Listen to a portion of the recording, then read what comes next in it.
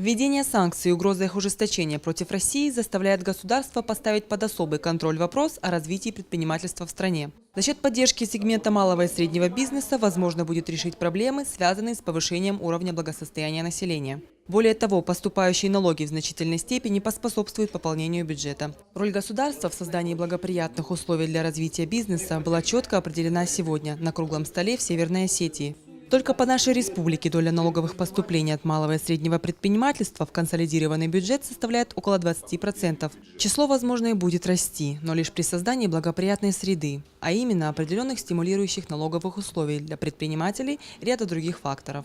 Необходимо создать государственные отраслевые фонды, которые бы кредитовали наиболее, скажем так, нужные, социально значимые предпринимательские проекты.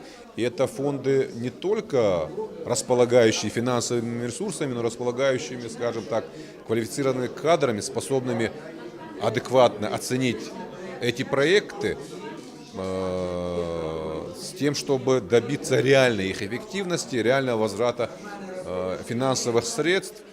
Подобные круглые столы планируют проводить чаще. Предложения, заслушанные на совещании, будут направлены в соответствующие органы для дальнейшего анализа и последующего воплощения их в жизнь. Ангела Кубалова, Ацамаз Шипшев, Осетия ТВ.